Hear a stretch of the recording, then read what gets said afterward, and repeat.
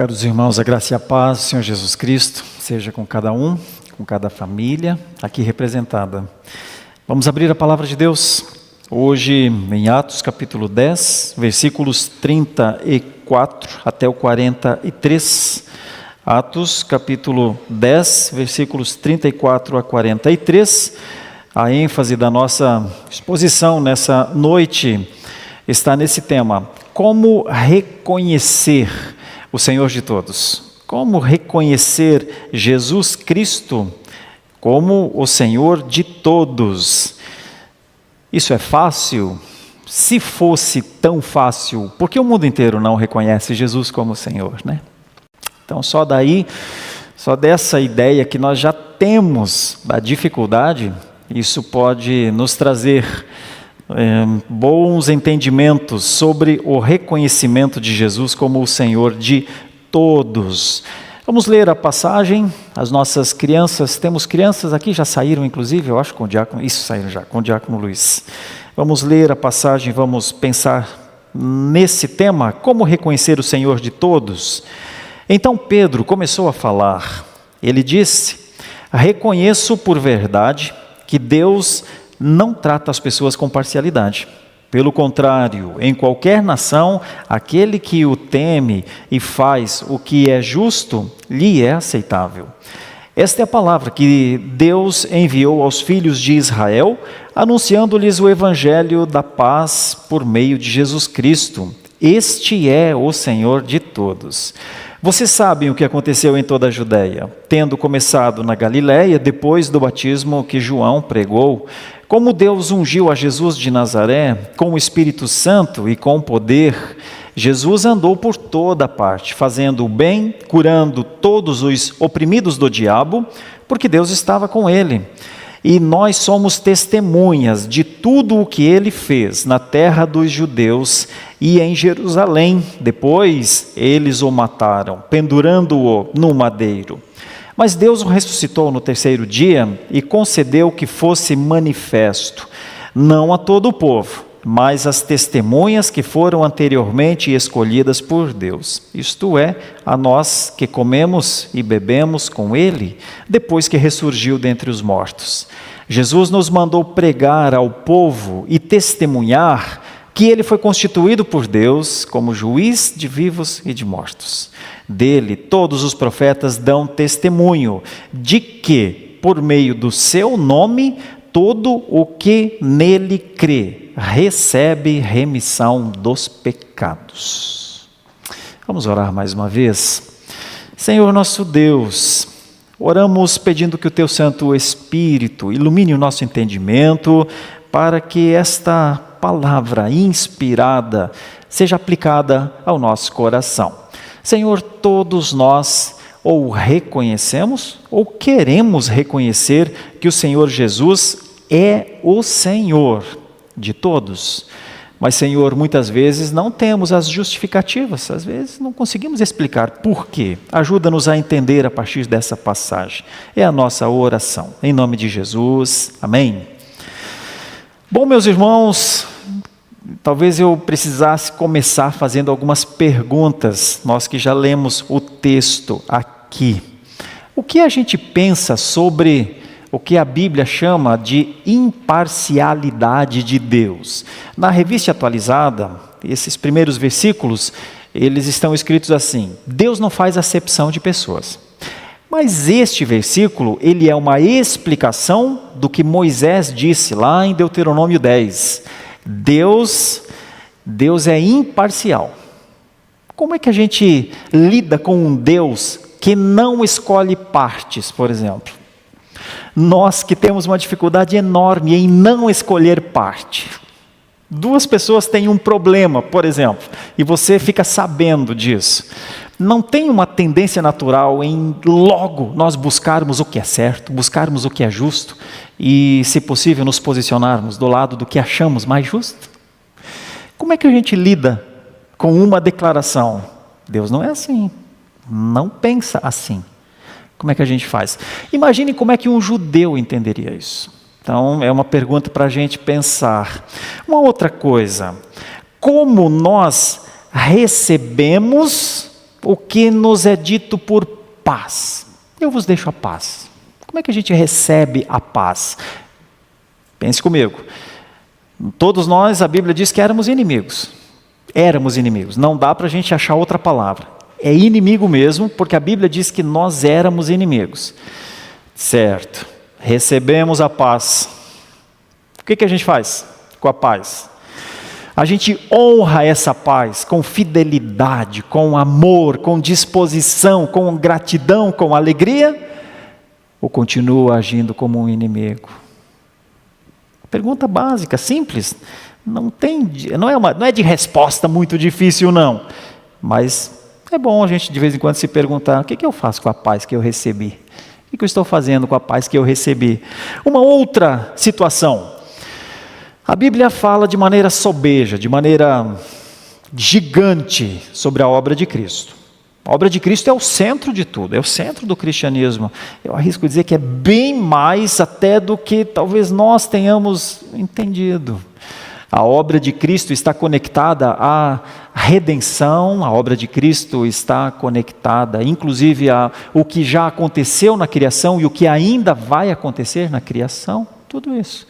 Mas, no entanto, essa obra de Cristo, para nós, ela nos leva a um testemunho vigoroso, ou seja, a gente testemunha, a gente morre para defender o que é a obra de Cristo no mundo?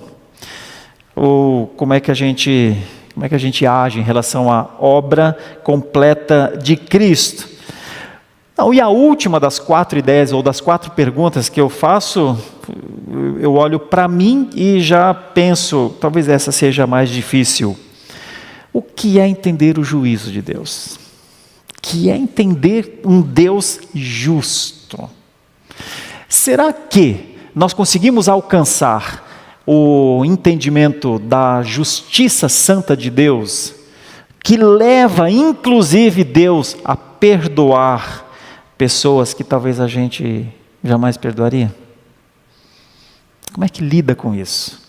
São perguntas básicas que um texto como esse ajuda a gente a entender por que é que Jesus Cristo é o Senhor mesmo de todos. Por que é que nós podemos afirmar, à luz das Escrituras, sim, Ele é o Senhor de todos, por causa dessas coisas. Vejamos a primeira delas. A primeira delas está nos versículos 34 e 35, e eu vou dizer aqui que para começar a entender, reconhecer Jesus como Senhor de todos, nós temos de aceitar que Deus não faz acepção de pessoas. É porque parece simples isso. Às vezes até parece cômodo isso. Mas os irmãos vão entender aqui pela passagem que tem pessoas que têm muita dificuldade mesmo para entender que Deus é imparcial. Aqui Pedro está dizendo, começando a falar, o contexto que o reverendo Geimar já leu, é aquele contexto que Pedro ressurge, leva à ressurreição de uma guria chamada Dorcas, e então aquilo ficou notável em toda a região. Pedro estava em Jope, só que depois que isso aconteceu, um outro homem está numa outra cidadezinha chamada Cesareia, e ele é o Cornélio. E enquanto aquele homem está falando com Deus, um anjo de Deus fala e diz que, olha, Deus estava se agradando daquele homem.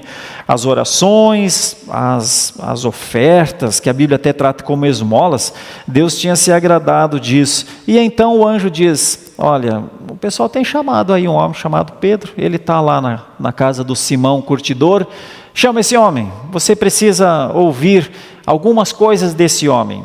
E então, enquanto isso, Pedro tem aquela visão que foi lida aqui na liturgia, e a visão de Pedro pode parecer simples, mas para um judeu era muito difícil. A visão que Pedro teve termina com uma palavra: não considere impuro aquilo que Deus purificou. Considere Deus imparcial. Não pense que Deus seja parcial. Não considere errado o que Deus diz que é certo. Terminou isso, na porta, são os homens de Cornélio. São os romanos, chamando um judeu para uma conversa santa. O que tem de santo para Pedro entrar na casa de um romano? O que pode parecer bom? Haveria alguma coisa boa nisso? Essa passagem ela está logo à parte, um pouquinho antes, e aí nós temos os versículos 34 então, que é quando Pedro, depois de lutar consigo mesmo, aceita o convite, vai com esses homens, entra na casa de Cornélio. Mas não é uma coisa tão simples para Pedro, irmãos. Também não é tão simples para Cornélio, mas para Pedro muito mais difícil. É que essa é uma passagem que realmente se tornará o coração da mensagem de Pedro, ou o centro da mensagem de Pedro. Pedro é um defensor, ou na verdade tem um entendimento que no início da caminhada, que Jesus vai trabalhar mais dentro do povo judeu mesmo. Mas ele é um dos primeiros a dizer publicamente, a testemunhar, não dá mais para crer nisso, não dá mais para defender isso. Não temos mais condições fundamentais para dizer e para limitar essa obra. Por isso ele chega para um romano e de maneira contrária às suas expectativas de uma vida inteira talvez. Agora ele tem que dizer, Jesus também é para você. Esse é um grande desafio para esse homem, e este homem então faz essa defesa. Esse homem reconhece aqui, nessa parte aqui das Escrituras, que o Senhor não é só dele, nem do povo judeu. Reconheço por verdade que Deus não faz acepção de pessoas, diz a versão RA. Ou seja, que Deus não trata alguém com base na sua etnia, na sua raça, então no seu status, na sua aparência. Ao contrário, que Deus julga com justiça, sem favoritismo, ou em última análise, que a aceitação que Deus concede está ligada ao temor genuíno, à prática da justiça, que é fruto da fé, e não qualquer herança genealógica ou coisa assim. O Deus imparcial. Calvino diz, comentando Atos, o temor de Deus e a prática da justiça não conquistam a graça, mas são sinais de que Deus é misericordioso. Outro comentarista, Matthew Henry, ele diz, o Evangelho derruba as barreiras que o pecado e a cultura sempre levantaram entre os homens. Agora Pedro é, na casa de Cornélio, um evangelista. Agora ele é simplesmente um proclamador.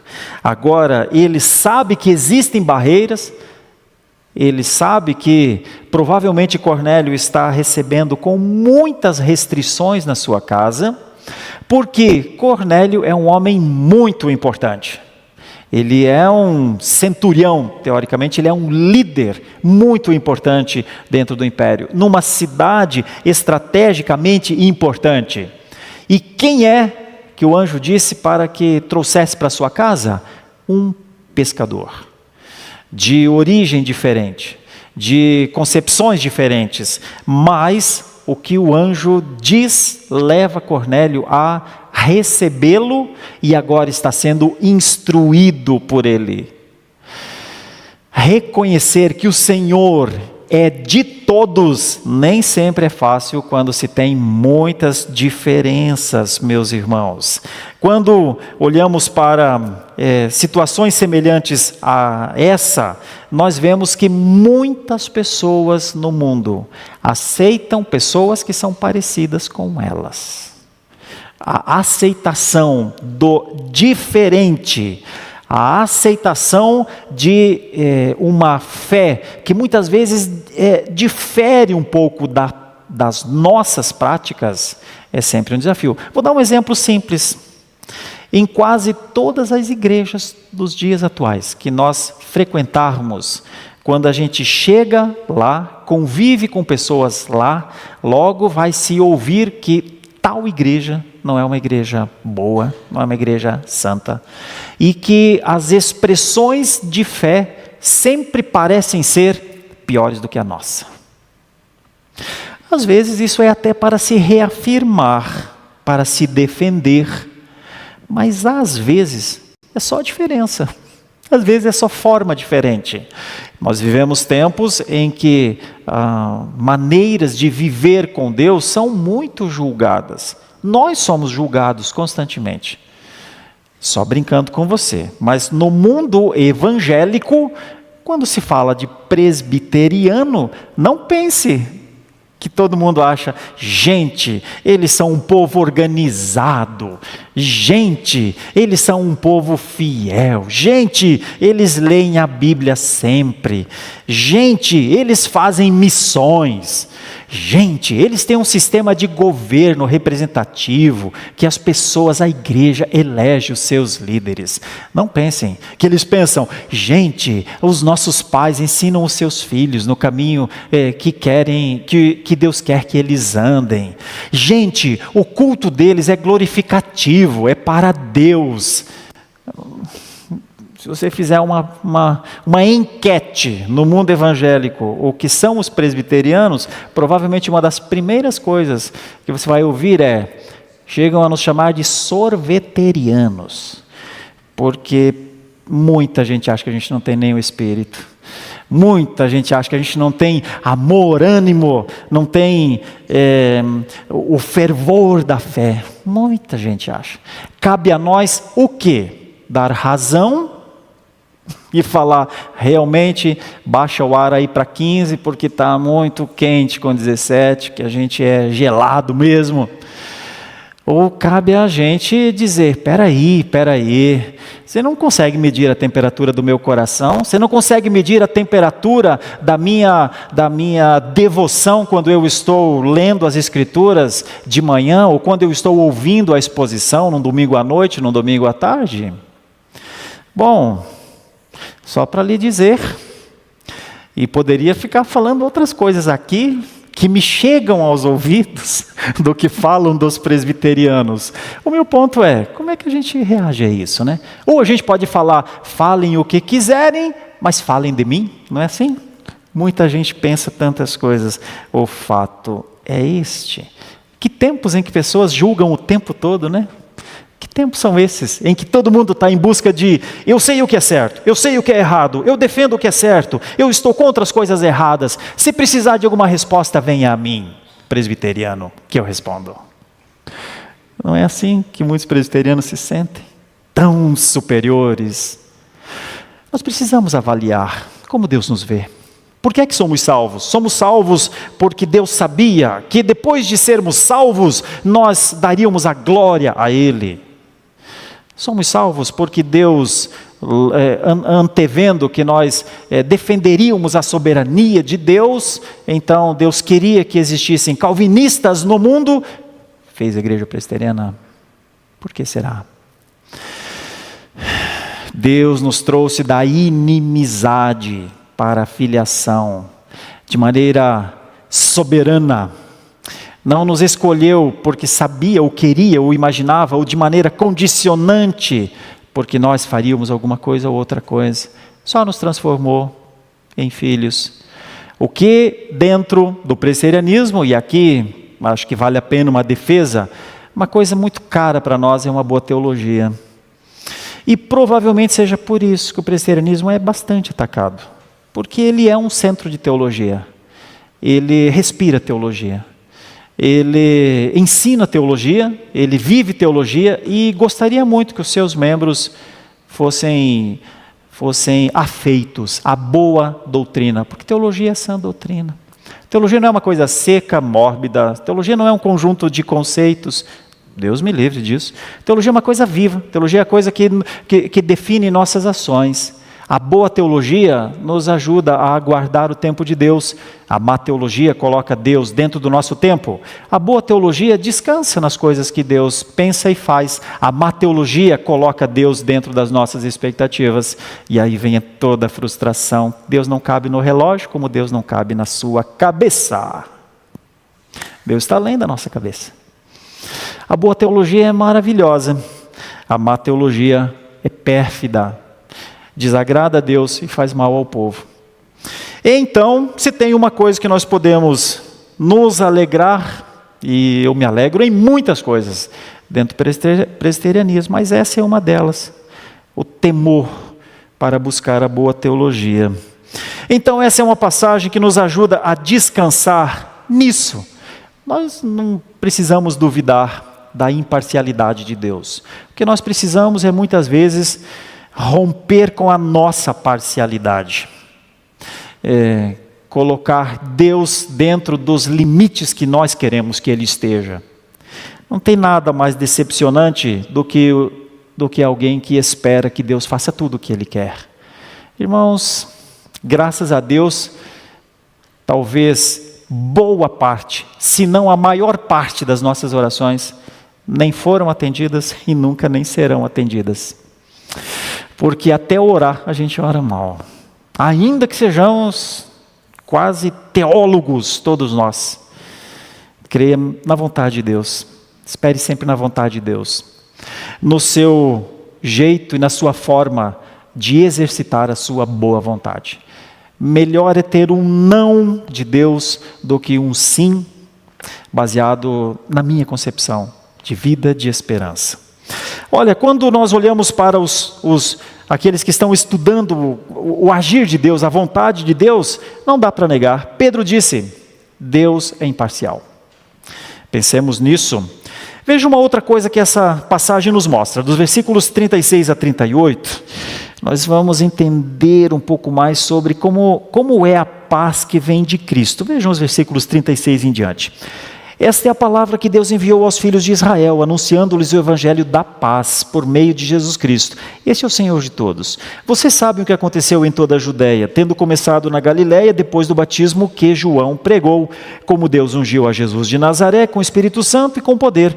Jesus andou por toda parte, fazendo o bem e curando todos os oprimidos do diabo, porque Deus estava com ele. Existe uma ação na evangelização, que é a ideia de pacificação.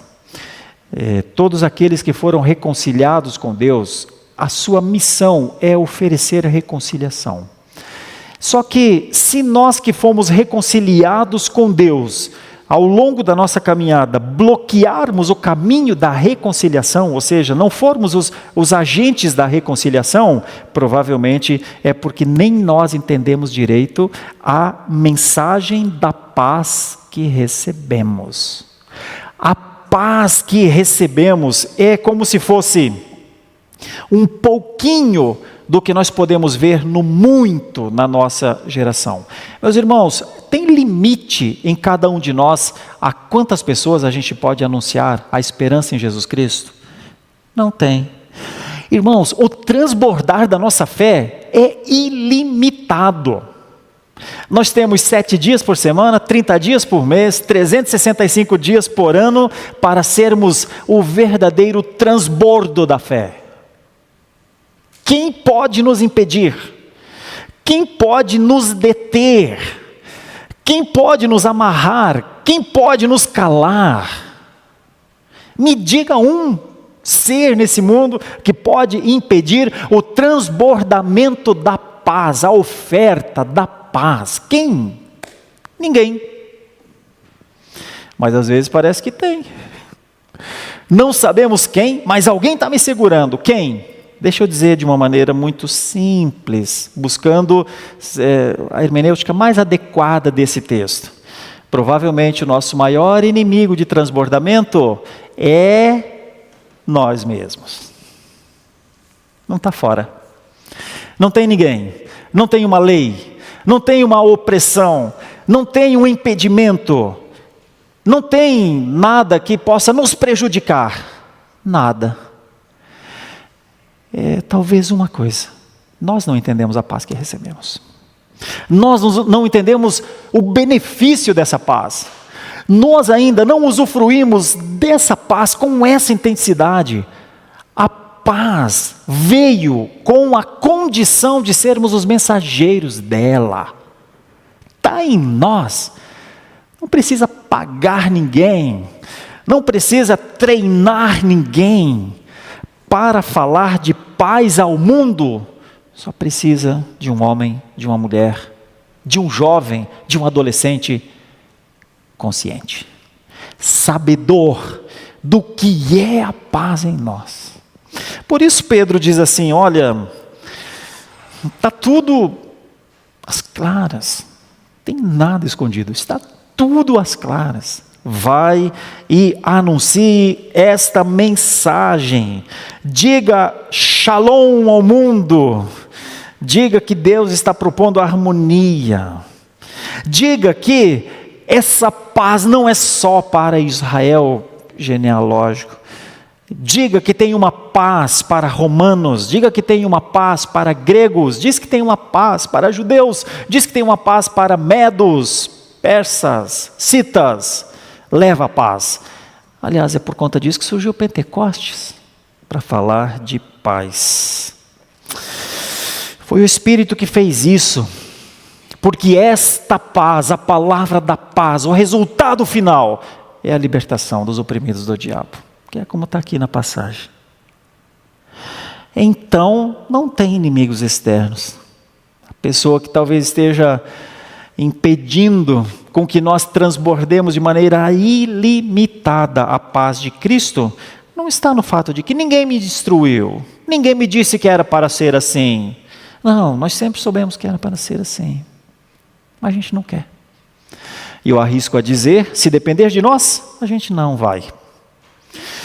Porque isso exige alguma coisa, isso exige de nós dobrar a cerviz, exige de nós nos ajoelhar diante de Deus e falar: Senhor, me perdoa, porque eu recebi toda a paz, eu vivo em paz contigo, mas não me importo que as pessoas que eu digo que amo, que estão do meu lado, ainda vivendo sob a égide de inimigos, ou sobre a pressão de inimigos, eu não me importo. Senhor, quer conhecer o meu coração? Me veja como eu transbordo paz.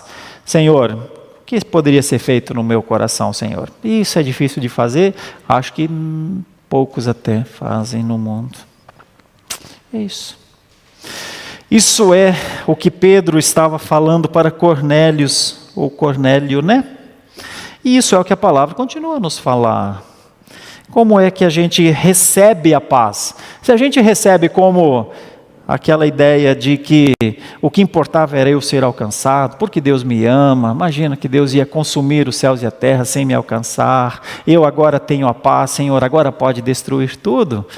Se nós temos essa ideia, tem um egocentrismo aí na nossa fé, né? A fé não é egocêntrica, ao contrário. A fé é transbordativa, a fé é para ser espalhada. A fé é uma riqueza que todo aquele que compartilha não fica mais pobre. Ao contrário, provavelmente fique mais rico ainda. Mas é um passo a ser buscado sempre. Por isso Lloyd Jones disse: paz com Deus não é um sentimento subjetivo, é um estado objetivo obtido pela obra de Cristo. Me pergunte por que eu tenho paz com Cristo, foi porque Cristo conquistou essa paz. Porque eu tenho paz em Deus, porque o mérito é de Jesus. Mas eu tenho essa paz em Deus. Eu não sou mais um inimigo de Deus. E se eu tenho esta paz, outros podem ter. Calvino disse, ao chamá-lo Senhor de todos, Pedro nos lembra que só há salvação nele. Que ele arbitrou a salvação. Então ele continua arbitrando a salvação. Eu posso não querer. Mas provavelmente isso não está falando ou definindo coisas de Deus. Isso só está falando de mim mesmo. Isso só está definindo como eu tenho recebido a paz. Se a paz é só para mim, então deixamos o mundo ou as pessoas que nós amamos inimigas de Deus. Mas se vivemos como reconciliados e estamos dispostos a submeter as áreas da nossa vida ao senhorio de Cristo, é porque sabemos que essa paz nos traz benefícios. Irmãos, eu poderia falar muito disso, mas eu vou citar uma coisa só. Aqueles que encontraram a paz com Cristo passam a realmente gostar e querer que Cristo esteja em todas as áreas da sua vida. Aqueles que ainda não encontraram a paz verdadeiramente em Cristo, ainda continuam tentando esconder áreas da sua vida de Deus. Aquele que tudo vê. Vamos pensar numa coisa muito simples. Decisões é uma área da nossa vida. Nossas decisões, o tempo inteiro nós estamos tomando. Bom, mas essa é uma área em que Deus está? Ou eu me lembro depois quando as coisas dão errado e digo, puxa vida, Senhor, eu tinha que ter orado antes. Simples assim. Temos muitas áreas da nossa vida que temos de nos perguntar. São áreas em que Deus está livremente iluminando? Ou não, essa área aqui deixa comigo que essa ainda tem coisas que eu quero resolver. Bom, mas tem uma outra coisa também que vai além dessa ideia de como recebemos a paz de Cristo, que é como nós entendemos o testemunho apostólico da morte e da ressurreição, à luz aqui da passagem. E novamente nós temos versículos que nos ajudam. Vejam o versículo 39 até o 41. E nós somos testemunhas de tudo o que ele fez na terra dos judeus e em Jerusalém. Depois eles o mataram, pendurando-o no madeiro. Mas Deus o ressuscitou no terceiro dia e concedeu que fosse manifesto, não a todo o povo, mas às testemunhas que foram anteriormente escolhidas por Deus, isto é, a nós que comemos e bebemos com ele, depois que ressurgiu dentre os mortos. Crer no testemunho apostólico da morte de Jesus, meus irmãos, é aquela certeza na hora em que precisamos defender a fé. A defesa da fé é uma das maiores necessidades do povo para o povo cristão dos dias atuais. Porque a fé está sendo atacada o tempo inteiro. A resposta a um ataque à fé sempre deve ser a apologética. Ela não deve ser nem a soberba, a arrogância de falar, sobre isso não vamos falar. Quando normalmente não conseguimos defender a fé e usamos artifícios assim, não, cada um tem a sua fé, é só porque não temos condição de defender. Ela parece uma atitude sábia, mas para Deus que vê, né? Para Deus que, na verdade, enviou o seu Filho para morrer e para ressurgir, para ser pendurado no madeiro, como está aqui, refletindo Deuteronômio 21, não, a fé é para ser mesmo defendida. Ela não é uma coisa de foro íntimo. A fé é o nosso maior valor. Olha, nós não defendemos valores? Vem alguém tocar num valor nosso. Vem alguém tentar tirar alguma coisa que a gente considere valiosa. Vem, né? E vai ver se a gente não defende com unhas e dentes. E fé não é um valor? Às vezes parece que não é no mundo moderno, mas ela ainda é. Ela ainda é o nosso maior valor, porque ela é fé num fato histórico, meus irmãos. Ela não é fé em alguma coisa hipotética, abstrata. Ela é fé validada por testemunhas, meus irmãos. Está aqui e também está em 1 Coríntios, quando Paulo disse, estão duvidando? Estão duvidando que Jesus veio? Estão duvidando que ele ressuscitou? Estão duvidando que ele apareceu para mais de 500 pessoas? Estão duvidando? Eles estão vivos ainda. Vão lá, eles estão nos lugares para vocês falarem com eles. Vão e falem com pessoas que ouviram depois de ressurgir. Estão duvidando de nós que ouvimos, que comemos e bebemos com ele enquanto ele estava aqui? É isso? Não. Estão duvidando de nós que o vimos entrar no cenáculo? Estão achando que é só porque nós somos um grupo que um nazareno veio e fez uma lavagem cerebral em nós? Não. Vão e vejam que tem mais 500 pessoas que viram. É assim que Paulo trata. É porque é uma coisa objetiva. Não é assim, eu creio em Jesus, mesmo que ele não tenha existido. Eu creio em Jesus porque dizem que ele é o Filho de Deus, então eu creio em Jesus. Não, é mais do que isso. Deixa eu te falar, tem que ser mais do que isso. Porque crer em coisas hipotéticas, muitos creem. Agora, crer no testemunho apostólico da morte e da ressurreição é coisa de crente. Isso é coisa de crente. As outras coisas são coisas de adeptos, são coisas de simpatizantes, são coisas de pessoas que vão conhecendo movimentos, gostam de um movimento, gostam de outro movimento. Não, coisa de crente é crer no testemunho apostólico de um fato histórico. Pois é, por isso Pedro está neste lugar para falar do fato que mudou a sua vida, do fato histórico que mudou a sua vida.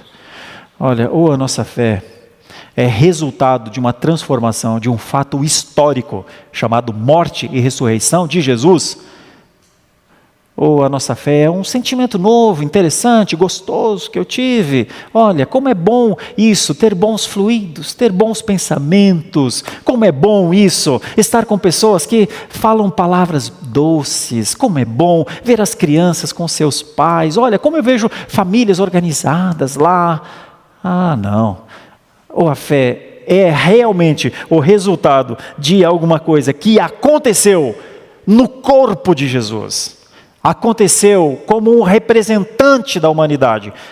Ou a nossa fé é que ele realmente, depois de 3 dias morto naquele lugar, com a pedra fechando o sepulcro, é levantado e vive, e vai além dos limites do seu corpo, e sobe aos céus, e não me pergunte como, mas ou ele subiu de verdade para se assentar à direita de Deus Pai, para julgar vivos e mortos, ou eu creio nisso, ou eu só não tenho condição de duvidar disso. Então, talvez seja por isso que Herman Bavinck diz, a fé cristã é história revelada. A fé cristã não é uma ideia que um grupo de pessoas passou a ter todos juntos, como se fosse uma filosofia de alguma coisa. Herman Bavinck diz, fé cristã não é uma filosofia. A fé cristã é história revelada, um acontecimento objetivo na história, vejam, é Bavinck dizendo, um acontecimento objetivo na história que exige resposta. Isso é fé, para Bavinck, que exige resposta. Isso aconteceu, é a minha verdade, eu creio, façam o que quiserem comigo, com minha família, façam o que quiserem, digam o que quiserem, ajam da forma como quiserem, esta é a minha verdade. Para Bavinck isso é fé cristã. Antes disso, é alguma coisa, mas para Bavinck talvez ainda não. O que ele chamaria mais para frente de fé verdadeira, de fé salvífica, usando inclusive uma terminologia de Calvino, porque Calvino defende inclusive que existe uma chamada fé temporária. Então, para Bavinck, isso é fé salvífica, né? Para outro, novamente, Charles Hodge, que também trabalha bastante na linha da teologia sistemática, um pouco parecido com Bavinck, ele diz assim, a crucificação foi o maior ato de injustiça humana. A crucificação foi o maior ato de uma injustiça que o homem poderia fazer, a crucificação de Cristo. Mas a ressurreição, o maior ato da justiça de Deus. Ou seja, uma moeda com 2 lados. De um lado, toda a injustiça humana, todo o mal, tudo que é errado, tudo que é ruim, tudo que não se deveria fazer com Jesus. De outro lado, toda a justiça de Deus, aplicada nele, para que pecados fossem perdoados. Por isso que a fé, segundo Bavinck, diz assim, para Bavinck, né? Não exige resposta? Será que não exige? Se temos fé, não damos respostas? Para Bavinck teria de dar. Quarta coisa que essa passagem parece nos mostrar, porque nós estamos caminhando na ideia de como reconhecer Jesus como Senhor de todos. Então, inicialmente, nos lembremos reconhecer a imparcialidade de Deus, que Deus não faz acepção de pessoas, Deus simplesmente salva por sua soberania, gostemos ou não, aceitemos ou não, entendamos ou não, é assim que Ele é. Desculpa aí. Ou aceitamos isso, ou Ele não é Senhor de todos, mas Ele é. Uma das maneiras de reconhecer é esta, a maneira de saber ou de entender, Deus, realmente Tu fazes o que queres.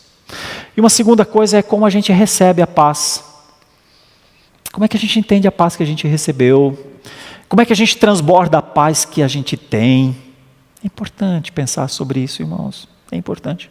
Terceira coisa que essa passagem parece nos mostrar é: se tenho fé, então eu creio no testemunho apostólico da morte e da ressurreição. E não me importa se vão brincar com a minha fé, não me importa se vão ridicularizar a minha fé, eu simplesmente creio como eu sei que 2 e 2 são 4. Eu simplesmente creio como sei que nós precisamos de ar para respirar.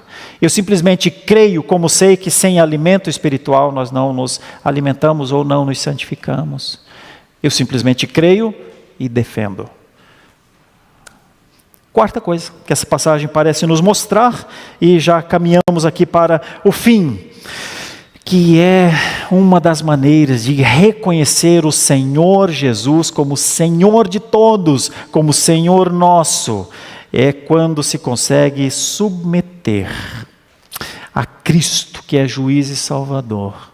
É quando a gente chega naquele ponto de descansar na vontade de Deus. Onde nós vemos isso? Vejam os versículos 42 e 43. Jesus nos mandou pregar ao povo e testemunhar que Ele foi constituído por Deus como juiz de vivos e de mortos. Dele, todos os profetas dão testemunho de que, por meio do seu nome, todo o que nele crê recebe remissão dos pecados. De novo voltemos ao momento, aquela casa, provavelmente daquele estilo antigo, toda de pedra, lá está o centurião romano, aqui está Pedro de pé, todos os soldados ali ao redor, e Pedro usa essa expressão: Jesus nos mandou pregar ao povo e testemunhar que Ele foi constituído por Deus como juiz de vivo e de mortos. Tá bom, Cornélio? Eu estou aqui cumprindo, eu estou aqui fazendo isso. Quer me ver como um pescador? Quer me ver como um alienado, como tantos outros viram? Quer me ver como um daqueles que roubou o corpo, porque era isso que o romanismo estava dizendo? Olha, eu sou outra coisa, Cornélio. Eu estou anunciando o que ele disse para eu fazer. E ele disse para eu fazer isso. E disse mesmo, né? Disse lá na grande comissão: toda autoridade me foi dada nos céus e na terra. Por isso, e aí nós temos em Mateus, temos em Marcos, palavras diferentes, o que nós chamamos de grande comissão. Agora Pedro só está dizendo: você está olhando para um comissionado. O comissionado Pedro está submisso à ordem de Jesus, que era anunciar juízo e também anunciar perdão. O mesmo que julga é o que perdoa. O mesmo que perdoa é o que julga. Esses 2 versículos aqui mostram um Pedro fazendo a defesa do justo juiz e ao mesmo tempo está trazendo à memória que ele não é um homem isolado. Ele diz assim: olha, tem mais umas pessoas que falaram isso, são todos os profetas. Talvez Cornélio pensasse ali: mas onde é que eu estava que eu não li esses profetas, né? Essa que é a beleza do cristianismo para os novos. As maiores bênçãos que uma pessoa evangelizada recebe, as pessoas nunca tinham ideia do que estava por lhe acontecer. E o que estava por lhe acontecer era exatamente a salvação. Então, eis aqui o que Pedro disse: conheçam o juízo universal. Ele existe. Em tempos atuais, que as pessoas pensam em Jesus como só um ato de amor, né? E até mesmo na evangelização, muitas igrejas anulam ou obscurecem a ideia da justiça. Pedro não. Pedro diz: ele é o juiz de todos. Pedro também diz: só que este juiz oferece perdão a quem? A quem crê. E agora você vai entender a coisa mais bonita. Sem crer, justiça e pena. Sem crer em Jesus, não adianta ter simpatia pelo cristianismo, não adianta gostar das coisas do cristianismo. Sem crer em Jesus, no ato de morte e ressurreição que propiciou salvação, sem crer em Jesus, pena com a própria vida, caminho direto para o inferno. Sem crer, nada a fazer. Com a fé, com o crer, ainda nada a fazer, porque Ele fez.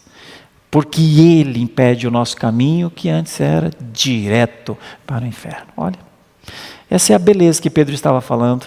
Essa é a surpresa da evangelização.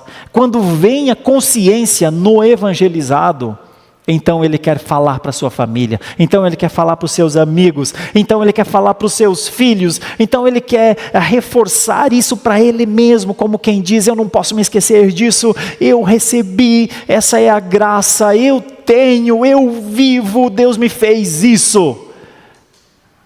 Como é lindo ver alguém que conhece Jesus. Cornélio era esse homem. O homem para conhecer Jesus através da palavra de Pedro. Calvino disse: o mesmo Cristo que oferece a graça é o juiz que exige contas. A fé verdadeira o recebe em ambas as funções. Com fé, você não precisa temer. Sem fé, eu não gostaria de estar no seu lugar. Luiz Berkoff diz: o ofício de Cristo como juiz é inseparável do seu ofício de Salvador. Ei-lo, inteiro, pleno, para todos. Vamos responder: se a gente reconhece Jesus como o Senhor de todos, tem que aceitar a imparcialidade de Deus. Tem que receber a sua paz como ela é para ser recebida. Precisamos crer no testemunho da sua obra e temos de nos submeter ao seu juízo, sabendo que com fé somos perdoados. Sem fé é só juízo mesmo. Mas com fé é juízo, porque a justiça foi feita no Filho, e perdão, porque foi por isso que ele morreu. Que Deus nos ajude, que Deus nos abençoe, que Deus nos dê graça para vivermos um cristianismo consciente e que cresçamos sempre, porque é um privilégio para nós, é um dos nossos privilégios, crescer no conhecimento de Cristo. Fechamos os nossos olhos, vamos orar ao Senhor, vamos falar com Deus em oração.